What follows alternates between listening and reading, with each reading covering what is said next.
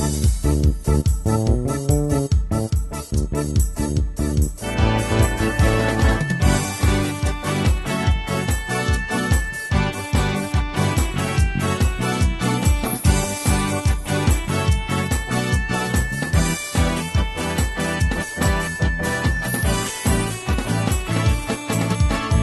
na at sumamba, magpasalamat sa ating Panginoon. Tayo na kumanta, sumayaw sa saliw ng tugtugan, kay inang pagmasdan ang nagkakaisa at sama-sama magkakapatid.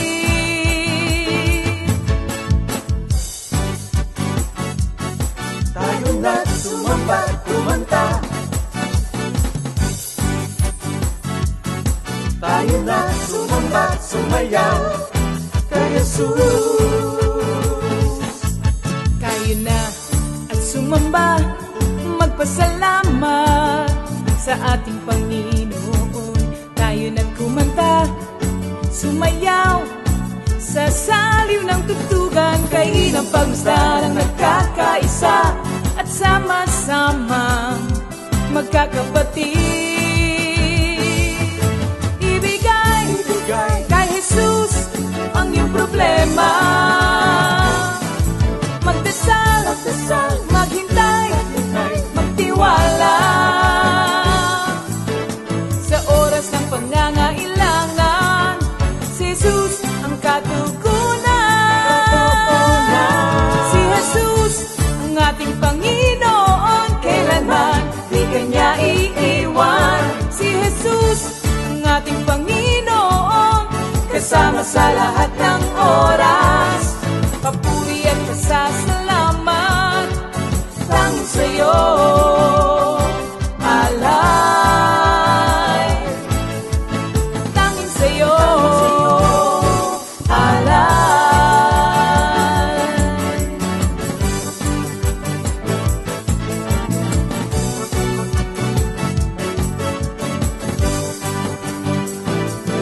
Si Jesus ang ating Panginoon, kailanman di kanya iiwan. Si Jesus ang ating Panginoon, kasama sa lahat ng oras. Si Jesus ang ating Panginoon, kailanman di kanya iiwan. Si Jesus ang ating Panginoon, kasama sa lahat ng oras.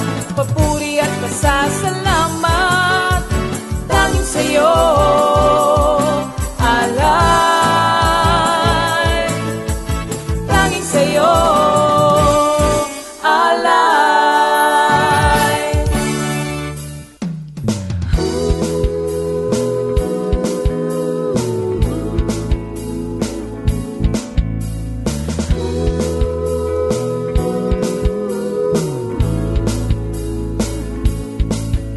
Pinagpalang buhay ang kaloob ng Diyos sa lahat ng tao.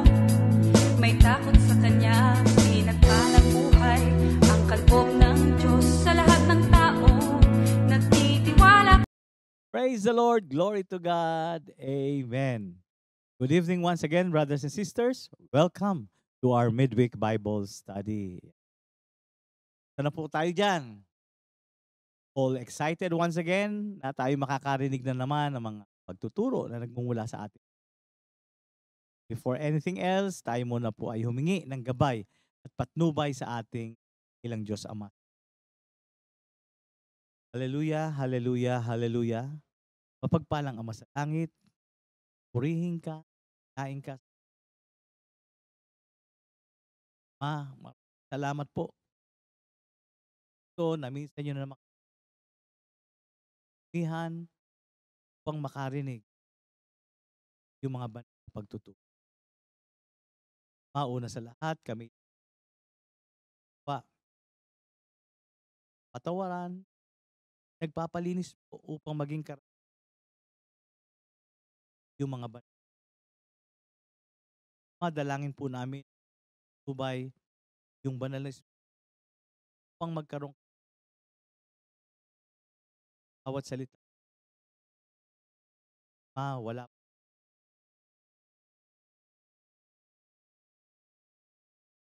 dito. Po kayo sa amin. Ako'y makikinig. May your name be glorified tonight. God, we bring you back the highest praise, glory, and honor. Amen. Yan. Bago po tayo magpatuloy, may mga announcement po tayo mga kapatid. Remember, meron po tayong property ngayon na bago sa Bulacan. So, we're encouraging you to be part of this project. Ang ating bagong sanctuary sa Bulacan. Our church building, new worship center sa ating Bulacan property. Ano ha? Tayo po'y sumuporta mga kapatid. Walang halaga dito kung ano yung leading sa inyo ni Lord. Yan. Mag-pray kayo, Lord. Ano po ibibigay ko? Ano po isi-share ko? Naalala ko nga po nung tinatayo itong ating worship center dito sa BF Homes Parañaque. Naalala ko yung isang church member natin. Nung natayo na yung building, ang sabi niya, ay, akin yung isang hollow blocks dyan. You see, simple as that person is, pero napakasayang inaamin niya na, meron ako isang hollow blocks dyan. Eh, hindi mabubuo ang isang building kapag kulang ng hollow block.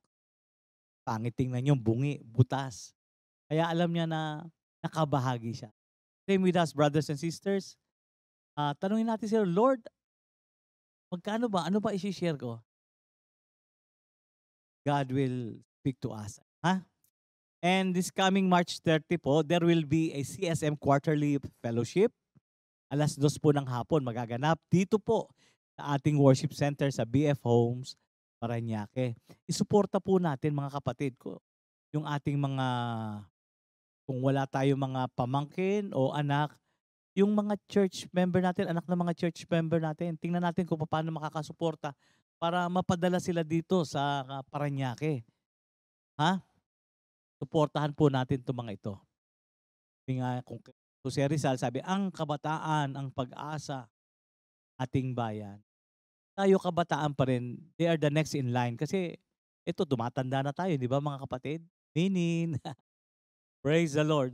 So sino mga susunod? Itong ating mga youth. Na ngayon pa man, kailangan natin ng whip. Aral ng atin.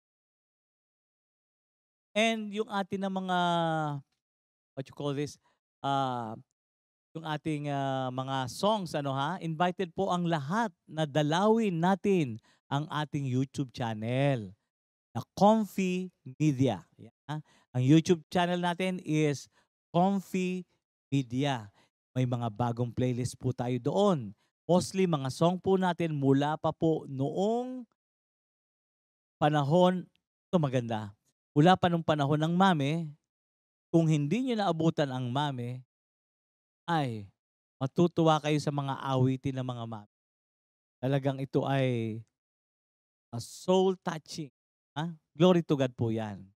At hanggang sa ating GMJ New Songs. Di panalong-panalo po tayo mga kapatid. So, gagawin nyo lang, puntahan nyo lang yung ating Comfy Media sa YouTube. Then, doon na. I-select na natin yung mga awiting gusto. And then, of course, hindi natin makakalimutan ang mga kapatid natin who is celebrating their special day today. March 19, 2025. Happy birthday! Of course, Sister Joy Rubio. Happy birthday po. Sister Elenita Salvacion. Brother Joseph Madla. Yan. And of course, happy anniversary kay Brother Boy and Sister Jackie Ignacio. Happy birthday and happy anniversary. Enjoy your day. Take it away, Brother Bong.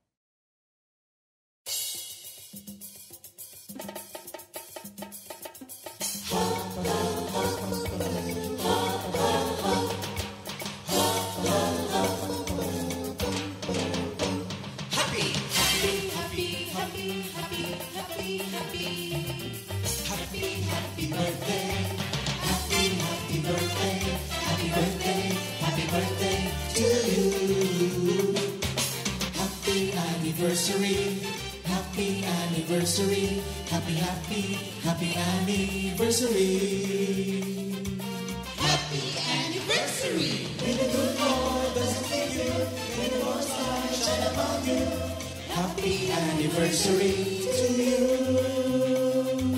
Happy, happy birthday to you. Praise the Lord. Happy birthday and happy anniversary. Enjoy your day, mga kapatid. So, ihanda na po natin ang ating mga sarili, mga kapatid. Tawagin na natin ang mga kasama natin sa bahay para sama-sama tayong umawit, magpuri sa ating dakilang Diyos. So, let's welcome our praise and worship team. Hallelujah! Hallelujah!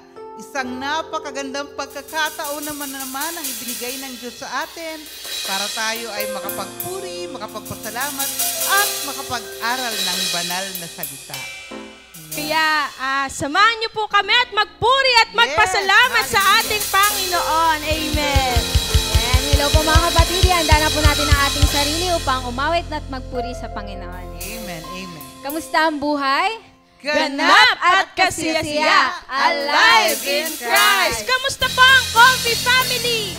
Going forth. Let's grow. Let's glow together In the service of our God. Hallelujah, hallelujah.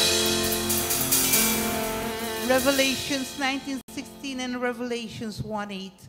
And all Comfy family proclaim, He is the King of Kings, the Lord of Lords, the Alpha and the Omega, the beginning and the end, who is, who was, and is to come.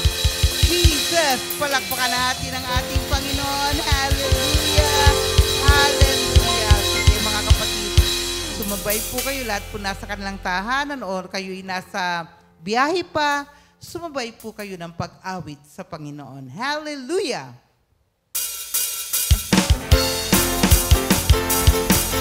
Mahal ko ang Panginoon! Hallelujah!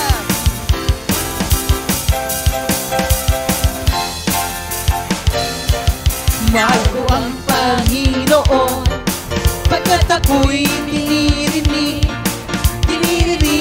niya ako sa dalangin ko't ibig.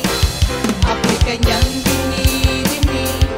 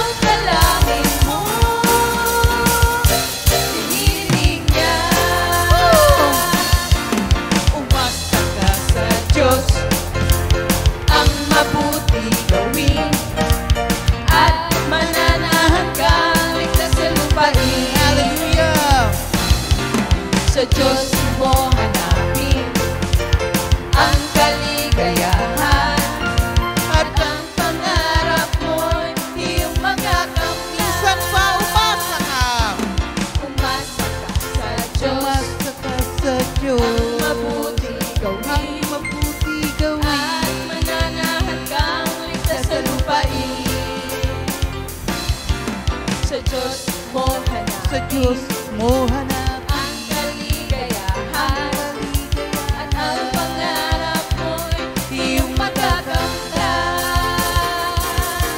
Si Yahweh ay tapat sa kanyang salita at maaasahan ang kanyang ginawa. Si Yahweh ang sa atin nagbibigay lakas. Sa daraanan mo siyang nag-iingat. Si Yahweh ay tapat sa kanyang salita at maaasahan ang kanyang ginawa. Si Yahweh ang sa atin nagbibigay lakas. Sa daraanan mo siyang nag-iingat. Sa daraanan mo siyang nag-iingat. Sa daraanan mo siyang nag-iingat.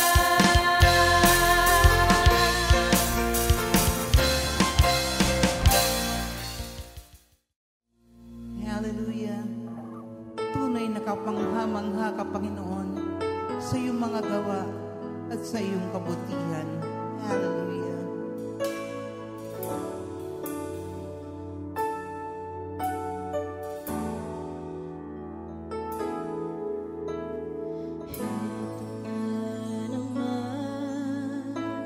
Namamangha sa iyong kabutihan. Di ko alam kung bakit ganito ang pagmamahal mo na totoo na sa akin na iyong inilaan.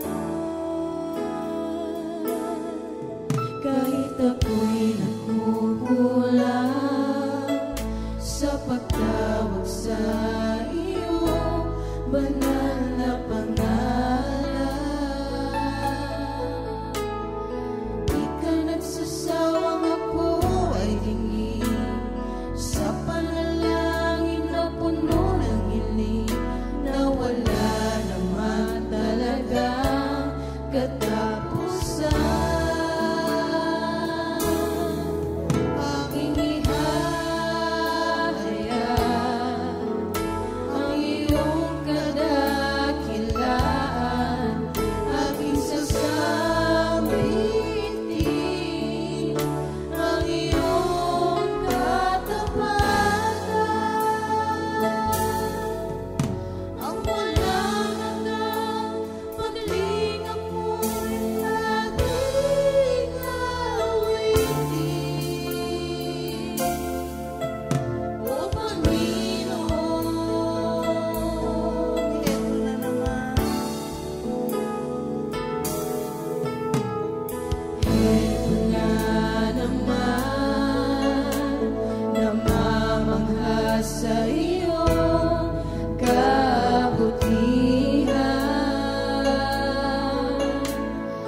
Di ko alam kung bakit ganito ang pagmamahal mo na totoo na sa akin ay iyong inilaan. Kahit ako'y nagkukulang sa pagtawag sa iyong banal na pangalan. Di ka nagsasawang ako ay dinggin sa panalangin na puno ng hiling na wala naman talagang katapusan. Aking ihahayag ang iyong kadakilaan,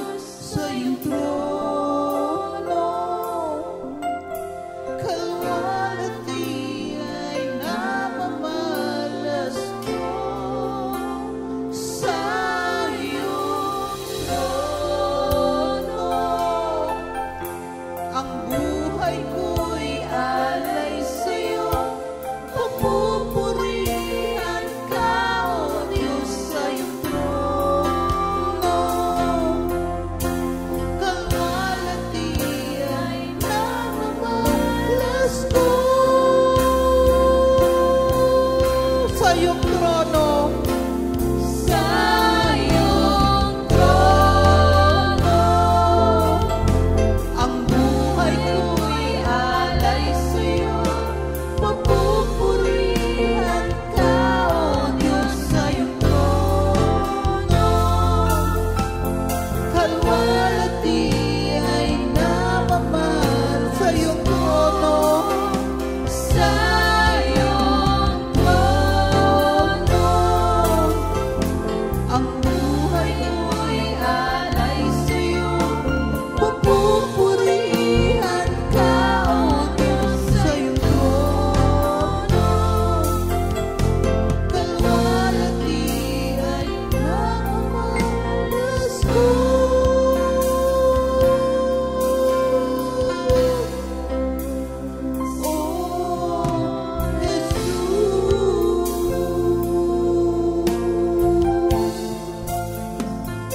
sa iyong trono,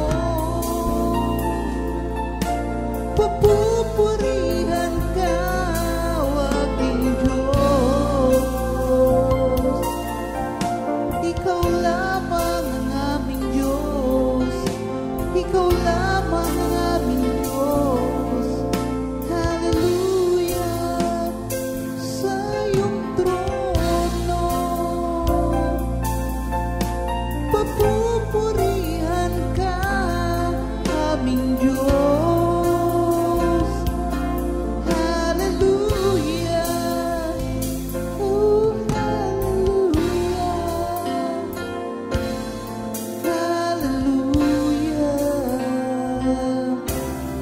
oh Jesus.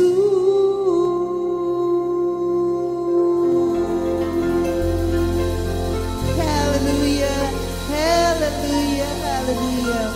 Palakpakan natin ang ating Panginoon. Praise you, Jesus. Glory, glory, glory, hallelujah. Praise the Lord. Purihin ka, Ama. Napakasarap talagang ating dakilang. Thank you, Music Ministry. Glory to God. God bless sa inyong lahat. Ha? At tonight, kapatid, with our series which is all about the book of the Romans, let us all welcome my co-minister, Pastor Simple Garcia, para sa pagpapatuloy ng chapter 8 ng Romans. Let's welcome our pastor. Purihin ang ating Panginoon. Magandang gabi pong muli, mga kapatid, sa pagsubaybay po sa ating Bible study. At sa gabi pong ito, ang ating pag-aaral ay naandito na po tayo sa chapter 8 ng Romans. Sige po, bago ho tayo magpatuloy, nais ko po munang basahin ang dito po sa aklat ng Romans, dito po sa Romans 8, sa mga talata pong 14 hanggang 17. Ito po yung teksto natin sa gabing ito. Ito po ang nasasaad. Ang lahat ng pinapatnubayan ng Espiritu ng Diyos ay mga anak ng Diyos. Sapagkat hindi espiritu ng pagkaalipin ang inyong tinanggap upang kayo'y mamuhay sa takot. Sa halip, ang inyong tinanggap ay ang espiritu ng pagkupkop upang kayo'y gawing mga anak ng Diyos. Kaya tayo'y tumatawag sa Kanya ng Ama, Ama ko. Ang Espiritu ang nagpapatotoo kasama ng ating Espiritu na tayo'y mga anak ng Diyos. At tiyamang mga anak, tayo'y mga tagapagmana ng Diyos at kasamang tagapagmana ni Kristo. Sapagkat kung tayo'y kasama niya sa pagtitiis, tayo'y makakasama niya sa kanyang kaluwalhatian. Mga kapatid, ito po ang mabuting balita ng ating Panginoon. Sige po, tayo po sumandaling manalangin at humingi po tayo ng patnubay sa ating Panginoon. Hallelujah, hallelujah. Dakila po namin Diyos, una sa lahat, kami po yung nagpapasalamat sa gabi po ito. At muli, alam namin Lord, nang ko po sa oras na ito, kayo po ang magbibigay ng karunungan, sa akin na inyo pong gagamitin, pa sa ganun po magbahagi ng inyong salita. Naamin ko pong muli ang aking kawalan na kung wala po kayo, wala akong magagawa. Salamat po sa pangalan ni Jesus. Amen. Yan po rin ang ating Panginoon. Una po sa lahat, ako po yung nagpapasalamat muli sa Panginoon sa pagkakataon ng ibinigay niya para gamitin po sa gabing ito para magbahagi po ng kanyang mga salita. At ito nga po, ang pagpapatuloy po ng ating pag-aaral dito po sa book po ng Romans. At dito na po tayo sa chapter 8. At ang akin pong naging title sa pag-aaral po natin sa gabing ito ay pinamagatan ko pong Holy and Happiest Children of God. Sabi nga po sa Tagalog ay mga banal at napakaligayang anak ng Diyos. At bago tayo magpatuloy ay meron lamang po akong katanungan. Ang katanungan ko po ay ganito. Naniniwala ka ba na ikaw ay anak ng Diyos? Yan, pangalawa pong katanungan ay kailan pa? Yan. Kung halimbawa, ang sagot po natin tayo anak ng Diyos, kailan nga po ba yan? Pero napakaganda po na sagutin na rin natin. Alam nyo, doon sa John 1:12, ang nakalagay po doon ay mula po nang tanggapin natin ang ating Panginoon, sabi doon ay tayo ay naging anak ng Diyos. At doon po nagpasimula na tayo po ay naging anak ng Diyos. At bilang mga anak ng Diyos, ano po yung ating lifestyle? Ano po ang lifestyle dapat ng mga anak ng Diyos? Yan. Ibig sabihin, pag sinabi nating lifestyle, ano nga po ba yung dapat natin maging gawi? Bilang mga Kristiyano, ang ipinapamuhay natin ngayon ay ang kabanalan at nagagalak na mga anak ng Diyos. Kaya alam nyo po, pagka sa pagkapatuloy ng pag-aaral natin, pagka nalulungkot ka ngayon, aywan ko po kung hindi ka pa magagalak sa buhay natin. Tandaan natin mga kapatid, unang-una, sabi nga po yung kabanalan, ito ay gawi ng mga anak ng Diyos. Saan ho matatagpuan yan? Sa unang Pedro, kabanatang 1, dito po sa mga talata pong 1 Peter 1, verse 16. Ang sabi po doon, sapagkat nasusulat, ako'y banal, kaya dapat din kayong magpakabanal. Yung po ang nasasaad na sinasabi ng salita ng ating Panginoon. At doon din po sa unang Korinto 6, verse 20. Alam nyo, ang nakalagay doon, sabi po doon ay tayo ay binili sa malaking halaga. Kaya dapat daw po nating gamitin ang ating katawan upang maparangalan natin ang Diyos. Yung po kaya tayo nagpapasalamat sapagkat sa panahon natin ngayon, ang pabor ng Diyos. Tayo po at talagang ginagamit po natin yung sarili para mabigyan natin ng kaluguran. Yan po yan, doon din sa unang Timoteo, kabanatang 4, talata 7. Sa bandang huli, ang sabi po doon, sinasabi doon ng ating dapat tayo magpakabanal. Ang kabanalan ay isang mahalagang konsepto sa buhay ng mga Kristiyano. Bakit po? Ito po ay tumutukoy sa pagiging banal at pagiging malinis sa harap ng Diyos. Yan. Pag sinabi natin kabanalan, ito pagiging malinis sa harap ng Diyos. Ito ay isang proseso ng pagbabago at paglago sa ating pananampalataya. Alam naman natin, nagmula yung ating pananampalataya sa pakikinig ng Diyos. Ito ay tumutukoy sa pagiging banal at pagiging malinis sa harap ng Diyos. Ito ay isang proseso ng pagbabago at paglago sa ating pananampalataya sa Diyos, na kung saan ang mga anak ng Diyos ay nagiging mas banal at malinis sa kanyang mga gawa at sa kanyang pananalita. Ano pong ibig sabihin? Yung buhay natin, talaga namang tayo po'y naging ating pananalita. Diba kung katulad nung una, ako nga po, diba, naibabahagi ko na kami po ay nagmula doon sa pamilyang Palamura, dahil yun yung namaan ako sa tatay ko, sa Diyos. At sabi nga, wala naman nung hindi kayang mabago ang Diyos. Sabi ng ating salita, Lord, pag nabago ang puso ng tao, mababago rin yung pananalita. Simple, sabi ng Lord, nasa puso, yun daw po ang lumalabas sa mga labi. Kung dati-rati ay Palamura, ngayon ay, diba, ano na yung ating lagi sinasabi? 3, 2, 1. Ano yung 3, 2, 1? Praise the Lord. Hallelujah. Glory to God. Amen. Kaya na po tayo ngayon. Dati, hindi naman po ganun Yung po yung ginawa ng Diyos sa atin. Sabi diyan, mabilis na lumalabas sa ating mga labi ay yung mga pananalita na laging thank you, Lord. Diba? Napansin ba rin ngayon? Tayo ngayon. Diba? Sa kabila ng limbawa, meron kang nararamdaman, may nangyari sa'yo. Thank you, Lord. Binago ni Lord yung puso natin. Tayo po, kung dati-rati, yun nga po, ang mga gawa ay puro kasamaan, ngayon ay sa kabutihan na. Malinis, nagawain na sa ating buhay pananampalataya. Nais ko lamang pong basahin mga kapatid, natutuwa po ako dito sa isang talata ng Bible dito. Sa unang Juan, dito po sa mga talatang 3, basahin ko po mga kapatid. Tingnan po natin sandali. 1 John 3, basahin ko po ang 1 hanggang hanggang 2. Ito po nakalagay. Tingnan ninyo kung gaano kalaki ang pag-ibig sa atin ng Ama. Tinatawag tayong mga anak ng Diyos at iyon nga ang totoo. ang dahilan kung bakit hindi tayo nakikilala ng mga makasanlibutan. Nakikilala ng mga makasanlibutan ay hindi nila kinikilala ang Diyos. Mga minamahal, mga anak na tayo ng Diyos ngayon, ngunit hindi pa nahahayag ang magiging kalagayan natin. Ngunit alam natin sa pagdating ni Kristo, tayo'y magiging katulad niya sapagkat makikita natin kung sino talaga. Napakaganda namang pabor na pagbabalik daw. Makikita talaga siya. Sabihin, ito po yung pinangako ng Diyos para sa atin. Ito din po ay tumutukoy sa pagiging matuwid at pagiging makatarungan na base sa salita ng Diyos. Naging matuwid tayo sa mata ng Diyos dahil kay Kristo. Yan, alam na alam po naman natin, yung sinasabi rin po ng salita ng Diyos sa Romans 3:21. Ginawa tayong matuwid sa pamamagitan ng pananampalataya. Ibig sabihin, no, yun ang buhay natin sa pamamagitan ng atin ng pananampalataya, tayo po ay ginawang matuwid. Atin naman. Kaya habang pinag-aaralan natin to, gagalak tayo. Ano pa po? At nakalagay din po dito sa basahin ko rin po yung 2 Corinthians 5, verse 21. Tingnan natin sandali kung ano po ang nakalagay.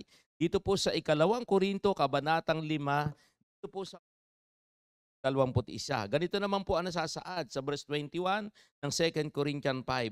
Sabi po dito, hindi nagkasala si Kristo, ngunit alang-alang sa atin siya'y itinuring na makasalanan upang sa pakikipag-isa natin sa Kanya ay maging tayo sa harapan ng. Yan po mga kapatid, walang dahilan para hindi mamuhay na may kabanalan. Simple ginawa ho ng Diyos lahat. Patutuo naman, hindi ho natin kayang magawa yan, pero ang Diyos po ang gumagawa ng paraan para makasunod tayo. Sa Efeso 1, verse 4-5, sabi diyan, bago pa nilikha ang sanlibutan, ay pinili po tayo ng Diyos. Dapat alalahanin po natin yung sasaad yan Bago pa lang daw po nilalang ang sanlibutan, ay pinili na ho tayo ng Diyos. Kaya nga po ang naging natin dito, nagagala ka ba sa ating pamumuhay ng may kabanalan? Yan ho yung katanungan natin, nagagala ka ba sa ating pamumuhay ng may kabanalan? Nararapat lamang na ang manifestation ng ating kabanalan ay kagalakan o kaligayahan. Parang isang taong nagtagumpay sa buhay, ano po ang mangyayari, di ba? Naandun yung kanyang kagalakan na hindi mo talaga sasarawan yung kanyang ginagawa. Nagtatatalo, naglululundag. Ibig sabihin, ganun tayo ngayon. Kaya yung kagalakan natin nasa atin ngayon. Nakikita sa atin ngayon ang kagalakan sa pagsunod sa Diyos. At yan naman po ang naisan. Ano daw po yan? Ang dapat makita sa atin ay yung kagalakan sa pagsunod natin sa Diyos. Kaya nga po, ang note natin dito, gusto mo bang kasama ang taong malungkutin? Di po ba ayaw natin kasama yung mga taong malungkutin? Sabi diyan, siyempre, ang nais nating mga taong kasama natin, yung mga masasaya. Di ba? Gusto natin ng masasayang kasama. Tandaan natin na tayo ay yung charismatic. Ano ba yung charismatic? Tayo po yung tumanggap ng kaloob ng kagalakan.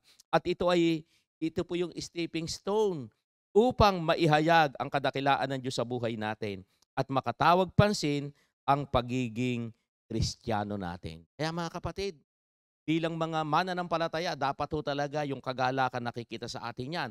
May kagalakan, sabi dito, may kagalakan na mga anak ng Diyos. Dahil, alam niyo po kung bakit? Dahil pinalaya na tayo sa pagiging alipin ng kasalanan. Alam po natin, sa Romans 8 verse 1, ano po sabi diyan?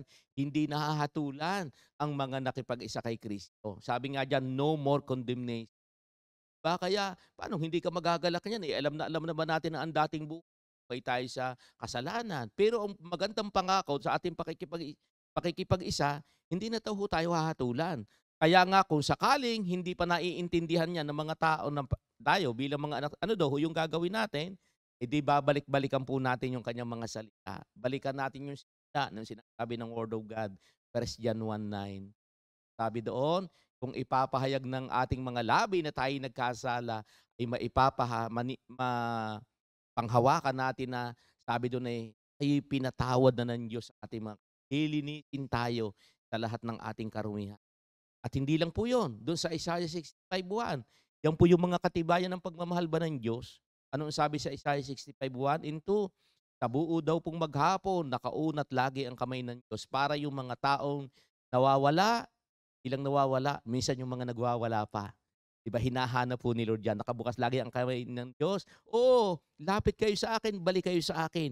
Yun ang nais ng Diyos. Ano pa? Sa Isaiah 1:18, ano din ang nakalagay doon? Halika kayo at magliwanagan tayo. Gaano mang karamihan yung kasalanan, gaano mang kaitim, papuputiin ko yan. Gaano mang kapula, papuputiin ko yan. Ibig sabihin, no? Yan ang pagmamahal sa atin ng Diyos. Dahil tayo ngayon ay may patnubay ng Espiritu ng Diyos, yun nga po, nakakapamuhay po tayo ayon doon sa kanyang salita. Sa John 14:26, iba ibig sabihin yung pamumuhay natin ngayon. Sabi nga, pamumuhay ng may patnubay ng Diyos, pamumuhay ng may kapayapaan sa ating buhay. Saan pa po? John 16, verse 13, 1 Corinthians 2, verse 12, 1 Corinthians 12, verse 7. Naku, pag binasa natin mga kapatid yan, naku, aywan ko po kung hindi pa tayo magalak sa ating pagiging anak ng Diyos. At hindi na tayo namumuhay sa takot. Ito ang maganda. Hindi na tayo ngayon namumuhay sa takot. Tayo po ay namumuhay na tayo sa pag-ibig at pagtitiwala sa Diyos. Diba? Nais ko lang pong basahin yung isang talata ng Bible, ha. Dito po sa unang Juan, kabanatang 4, talata 18. Tingnan po natin, ha. Basahin ko lang po ito, 1 John 4, verse 18. Tingnan niyo ang nakalagay po dito. Walang kasamang takot ang pag-ibig at pinapawi ng ganap na pag-ibig ang anuman takot. Hindi pa ganap ang pag-ibig ng sino man kung natatakot. Sapagkat ang takot ay kaugnay ng parusa. Yan po mga kapatid, ha. Ang sabi diyan, hindi na po tayo natatakot. At sa Awit 23 verse 4, ano po ang nakalagay doon? Sapagkat ang iyong pamalo at tungkod ang nagpapakita ng iyong pagmamahal sa akin. Ay natin ngayon, at dahil tayo tumanggap ng espiritu ng pagkupkup, sabi nga po diyan doon sa pinasa natin, dahil tayo tumanggap ng espiritu ng pagkupkup, ito po yung spirit of adoption, inampun tayo ng Diyos at inaring anak. Naging legitimate children of God po tayo. Dahil legit na tayo, natatawag natin ang Diyos na Ama, Abba Father. Dahil pinatutuhanan ng Espiritu na tayo ay anak na. Diba? Kung babalikan natin yung ating teksto kanina sa Romans 8, ano po ang sabi ng verse 16? Ang Espiritu ang nagpapatutuo kasama ng ating espiritu na tayo'y mga anak ng Diyos. Yan po naman natin ang espiritu.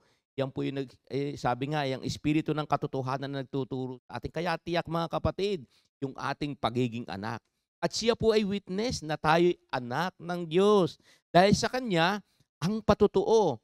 Tayo ngayon bilang anak ng Diyos ay naging tagapagmana. Isipin natin mga kapatid, tayo naging tagapagmana ng Diyos. At ang katibayan ng pagiging anak ay mula saan? Sa Espiritu ng Diyos. Tayo ay ginawang tagapagmana. Bilang tagapagmana, meron tayong pag-aari at karapatan sa mga bagay na mula sa Diyos. Kaya nga, di ba, sa panahon natin ngayon, lagi natin sinasabi, di ba, mayaman yung ating Ama sa langit. Kaya dapat, laging naandun yung pagtitiwala natin sa Kanya at meron din tayong responsibilidad bilang tagapagmana. Ano po ang sabi ng verse 17? At yamang mga anak, tayo'y tagapagmana ng Diyos at kasamang tagapagmana ni Kristo. Sapagkat kung tayo'y kasama niya sa pagtitiis, tayo'y makakasama niya sa Kanyang kaluwalhatian. Ngayon mga kapatid, sabi diyan, yan po yung isang mga palatandaan ng ating pagiging mga anak ng Diyos. Sabi diyan, at yamang mga anak tayo tagapagmana. Ngayon po, pag-usapan natin yung the inheritance, a divinely great inheritance. Naku mga kapatid, ano pong ibig sabihin niyan? May natural na pamana, di ba? Alam naman natin, yung mga tao dito sa lupa, ang laging sinasabi, laging may pamana sa anak eh.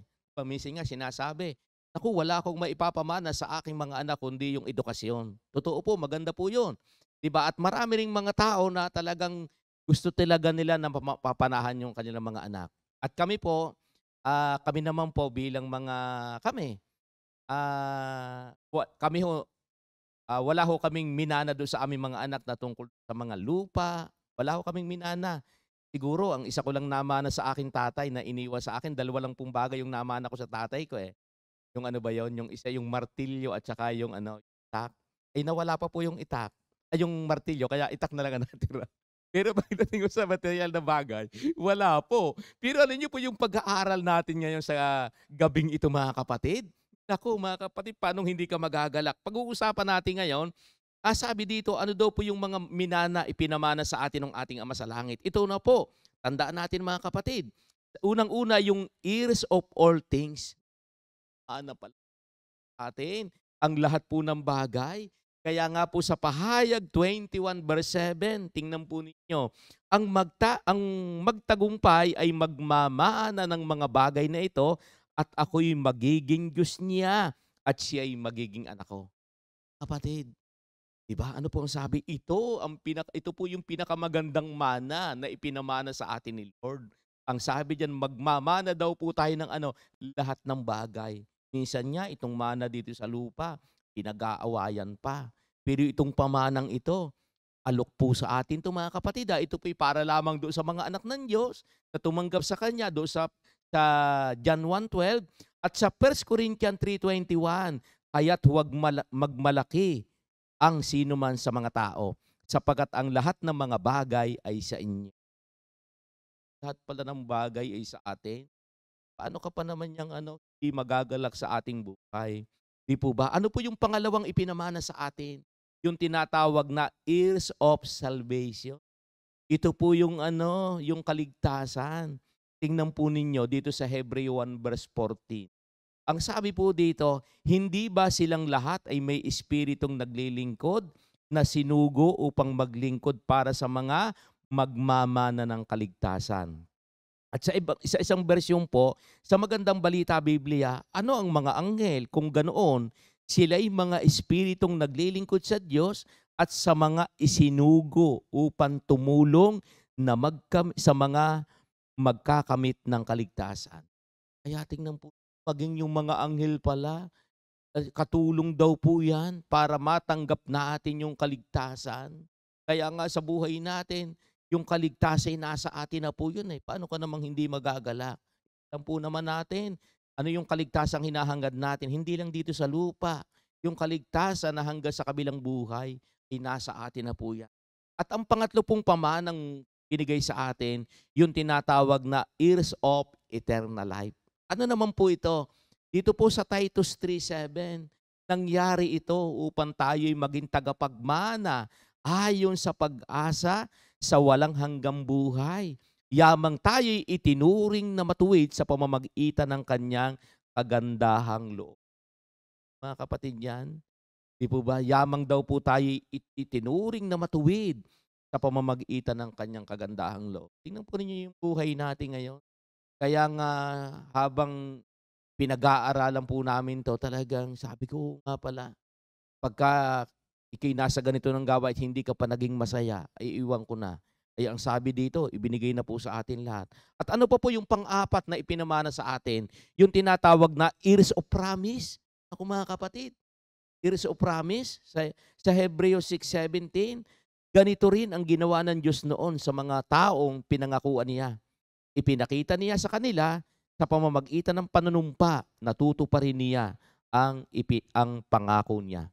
Mga kapatid, ipinangako sa atin ang pangako ng Diyos, di ba? Pagkangaho ngayon, di ba? Pag na-research natin kung ilan ang pangako ng Diyos sa Bible, alin niyo ba? Ni-research ko kung ilan. Alin niyo ba yung pangako ng Diyos sa Bible? Ang nakalagay ho doon, sa ngayon, 8,801 pala yung pangako ng Diyos sa Biblia. Mga kapatid, sa panahon natin ngayon, pag tinanong ho tayo, ilan na kayang pangako ang pinangahawakan natin? Diba? Huwag na muna nating isali yung 8,000, yung 801 man lang. Mga kapatid, kaya nga lagi tayo ini-encourage ng ating Panginoon na basahin yung kanyang salita upang sa ganun ay makalakad tayo ayon sa kanyang kalooban. Sumunod po na ipinamana sa atin yung tinatawag na ears of the grace of life. O mga kapatid, yung grasya ng buhay na ibinibigay sa atin ng Panginoon. Sa unang Pedro 3:7, ganito po ang nasasaad. Gayon din naman, kayong mga lalaki, maging mapagbigay kayo sa inyong mga asawa, sa inyong pagsasama, na binibigyan ng karangalan ang babae bilang isang mas marupok na sisidlan. Yamang sila man ay tagapagmana rin ng biyaya ng buhay upang walang makahadlang sa inyong mga panalangin. Mga kapatid, yung grasya ng Diyos, ibig sabihin yan, lahat tayo nakatanggap po ng grasya ng buhay.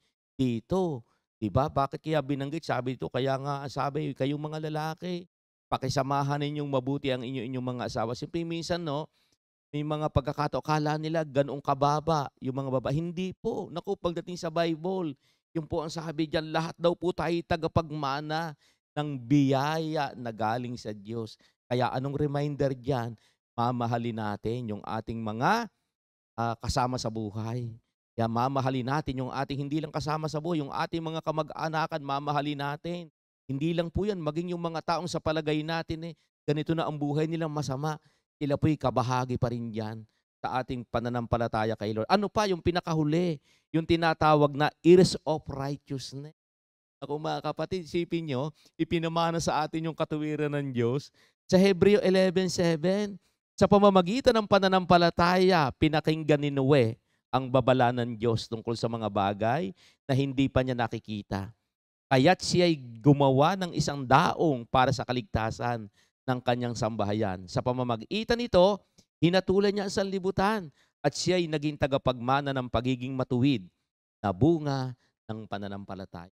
Mga kapatid, sa panahon ngayon, nung kapanahunan nila, ano ang naging instrumento para magkaroon ng kaligtasan ng tao? Sa pamamagitan yung kanyang pamilya, sa pamamagitan ng paggawa ng daong. Ngayon, sa panahon natin ngayon, ano ang instrumento na ginagawa ni Lord? Naandyan po yung kanyang mga gagawa, ipinapahayag yung mabuting balita. Yan na po, pinapapasok tayo sa daong ng kaligtasan. Kaya nga po sa panahon natin ngayon, lagi tayong hindi tayo humihinto ng pagbabahagi ng kabutihan ng Diyos. Kahit sino pa man, yan, ipinapahayag ho natin ang kabutihan ng Diyos. Simple, kabilang ho lahat Sabi nga dito, ang Diyos po, at talagang wala siyang pinili. Kaya nga kung babalikan natin yung Isaiah 65, 1, ano ang sabi doon? Lagi daw pong nakaunat, nakabukas ang kamay ng Diyos para yung mga nawawala ay makabalik sa Kanya. Yung mga hanggang ngayon ay anong tawag diyan? Wala pa sa ganitong gawain. Ang Diyos po hanggang ngayon, naandun po yung Kanyang yung Kanyang pagmamahal. Upang sa ganun ay maranasan ng lahat ng tao kung paano yung pagmamahal ng Diyos. At bilang mga Kristiyano na mananampalataya, ang expectation sa atin ng Diyos ay maging holy and happy children of God. Kaya nga po ito yung ating naging title.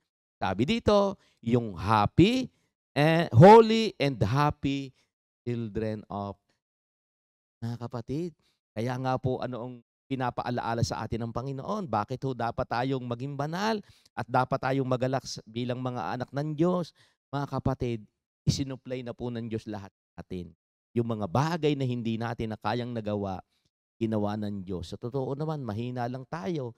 Pero salamat po sa grasya ng Panginoon at tayo'y ito na nga, ibinigay sa atin yung mga pamanang ito. Kaya pag hindi pa naman tayo nagalak, sabi nga naku mga kapatid, at alam ko po na sa pamamagitan ng ating pag-aaral ngayon, yung ating pagiging kagalakan sa pagiging anak ng Diyos, alam ko pong ito'y matatamasa natin. Sige po mga kapatid, magandang gabi po sa ating lahat at nawa po yung ating pag-aaral sa gabing ito ay nagdulot po sa atin ng karagdagang kaalaman upang sa ganun po tayo ay magkaroon ng kagalakan sa ating paglilingkod sa Panginoon. Kaya muli po, Panginoon, sa gabi pong ito, yung mga kapatiran pa po namin pauwi pa lang, salamat po sa pag-iingat po ninyo at higit po sa lahat, alam po namin Lord na lagi po naman naandyan kayo para samahan kami sa lahat po sa aming buhay. Lahat po ng parangal, papuri, ibinabalik po namin sa inyo. Sa pangalan ni Jesus.